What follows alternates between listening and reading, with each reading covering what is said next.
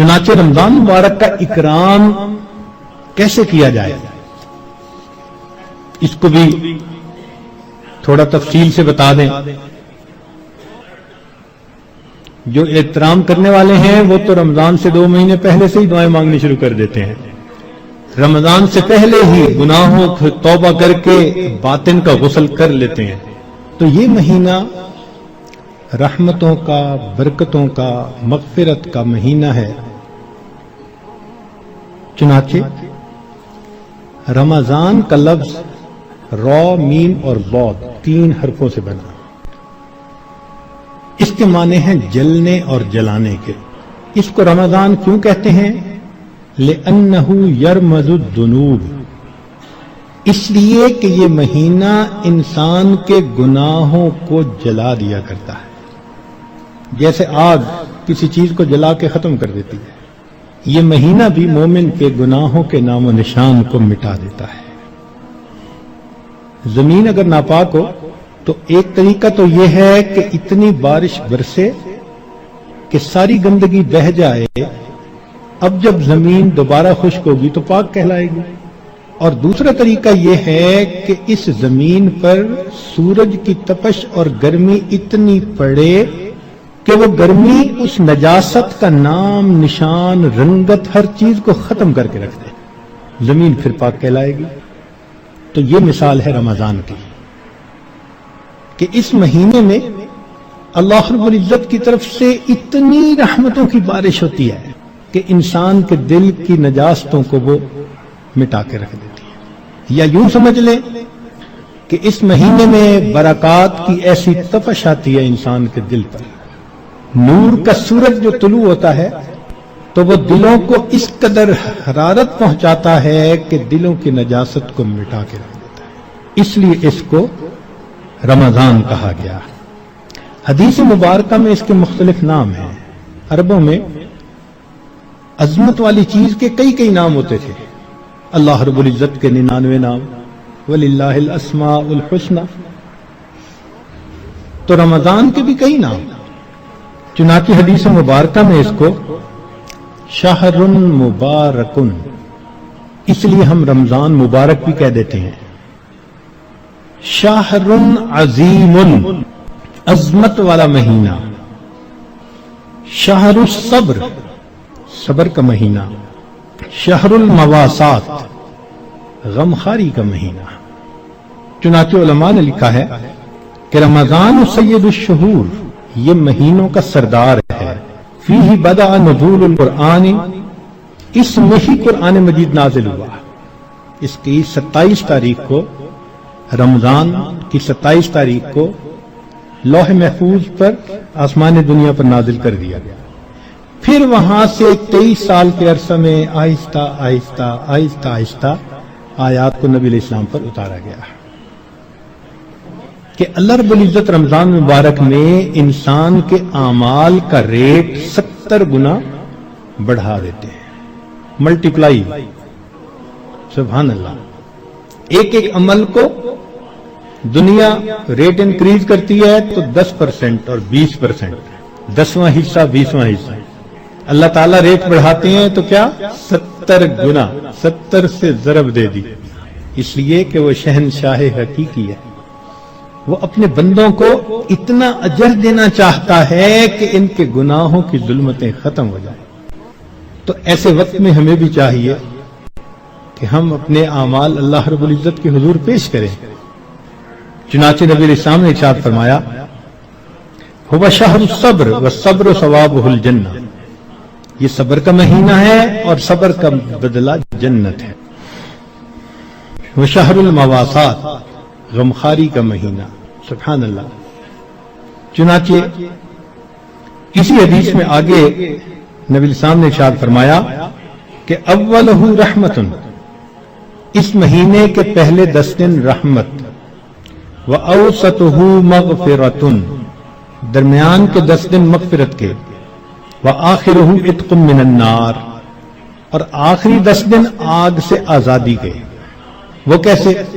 علماء نے اس کی بہترین تفسیر یوں کی کہ کچھ وہ لوگ ہوتے ہیں کہ جو پہلے سے ہی نیکوکاری کی زندگی گزارنے والے ہوتے ہیں، گناہوں سے بچتے ہیں، تقوی طہارت کی زندگی گزارتے ہیں، تو ان کے لیے تو رمضان رحمت کی خوشخبری بن کے آتا ہے، تو پہلے 10 دن میں ہی ان کے درجے بلند ہو جاتے ہیں۔ اور کچھ ایسے بھی ہوتے ہیں کبھی نیکی کر لی کبھی خطا کر بیٹھے، تو ایسے لوگ جب رمضان کے پہلے 10 دن گزار لیتے ہیں تو اس میں ان کے جو گناہوں کی ظلمت ہوتی ہے اس کو اللہ تعالیٰ ختم کر دیتے ہیں۔ چنانچہ اوسطہ مغفرۃ، ان کے لیے درمیانی 10 دن مغفرت کا پیغام بن جاتے ہیں۔ اور کچھ بہت زیادہ غفلت میں رہنے والے، اگر 10 دن سے ان کا کام نہیں بنا تو 20 دن سے ان کا کام بن جاتا ہے۔ چنانچہ جب 20 دن کی برکتیں ان کے دل کو دھو دیتی ہیں تو آخرہ عتق من النار، آخری اشرہ ان کے لیے بھی آگ سے آزادی کا اشرہ بن جاتا ہے۔ معلوم ہوا کہ اس مہینے میں تھوڑا غافل ہو یا زیادہ غافل، ہر بندے کی مغفرت کا اللہ تعالیٰ انتظام فرماتے ہیں۔ ہاں، بندے کو خود کوشش کرنی چاہیے۔ اگر کوئی آدمی خود ہی بے توجہ بن کر زندگی گزارے اور رمضان کا احترام ہی نہ کرے تو وہ تو پھر اپنا قصور ہے نا، ورنہ یہ اس کو احساس ہو گیا کہ مجھے رمضان مبارک کے اس مہینے میں اللہ کا قرب حاصل کرنا ہے، اس مہینے کی برکتیں اتنی ہیں کہ ایک لمحے کی برکت انسان کو ولی بنانے کے لیے کافی ہے۔ امام ربانی مجدد ثانی رحمۃ اللہ فرماتے ہیں مکتوبات میں کہ اے کاش پورے سال کی برکتوں کو رمضان المبارک کی برکتوں کے ساتھ وہ نسبت ہوتی جو ایک دریا کو سمندر کے ساتھ ہوتی ہے، مگر وہ بھی نہیں ہے۔ اس مہینے کی برکتیں اتنی زیادہ ہیں، اللہ اکبر کبیرہ۔ چنانچہ نبی علیہ السلام نے ارشاد فرمایا کہ وَاسْتَكْثِرُوا فِيهِ مِنْ 4 خصال، 4 اعمال اس مہینے میں زیادہ کرو۔ خصلتین تردون بہما ربکم وخصلتین لا غنا بکم عنہما، 2 عمل تو ایسے ہیں کہ جن سے تم اپنے رب کو راضی کرو، اور 2 عمل ایسے ہیں کہ تمہیں اس کے سوا چارہ ہی نہیں، مجبوری ہے تمہاری۔ اللہ تعالیٰ تردون بہما ربکم، وہ 2 باتیں کہ جس کو ذریعے تم اپنے رب کو راضی کرو، فشہادت اللہ الہ الا اللہ وتستغفرونہ، یعنی کلمے کا ورد زیادہ کرنا، تحلیل زیادہ پڑھنا اور استغفار زیادہ پڑھنا، یہ 2 عمل اس مہینے میں خاص طور پر زیادہ کرنے کی ضرورت ہے، کیونکہ اللہ کے پیارے حبیب صلی اللہ علیہ وسلم نے ارشاد فرمایا، لہذا اس بات کی اہمیت دل میں اچھی طرح بٹھانی چاہیے۔ تو لا الہ الا اللہ کی بھی کثرت کریں، کم از کم چند 100 مرتبہ دن میں پڑھ لیا کریں، اور ہمت والے تو 1000 دفعہ 2000۔ ایسے لوگ ہیں ہر دن میں رمضان کے 10,000 مرتبہ تحلیل پڑھتے ہیں۔ اس وقت ایسے لوگ ہیں رمضان المبارک کے ہر دن میں ایک قرآن مجید کی تلاوت مکمل کرتے ہیں۔ نوجوان ہیں، کما رہے ہیں، وقت تو ایک جیسا ہے ہمارا بھی اور ان کا بھی، لیکن انہوں نے یہ محسوس کر لیا کہ اس وقت میں ہم نے اللہ کو راضی کر کے ہٹنا ہے، ان کے لیے یہ سارے کام آسان۔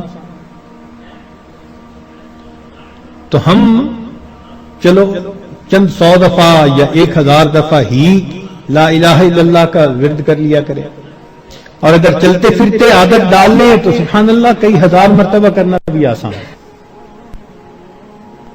اور ہمارے اکابر سبحان اللہ، وہاں سینکڑوں اور ہزاروں کی بات نہیں ہوتی تھی، اور لاکھوں کی بھی بات نہیں ہوتی تھی، کروڑوں کی بھی بات نہیں ہوتی تھی، کروڑوں مرتبہ سے زیادہ دل کے اوپر لا الہ الا اللہ کی ضرب لگتی تھی، کروڑوں مرتبہ سے زیادہ۔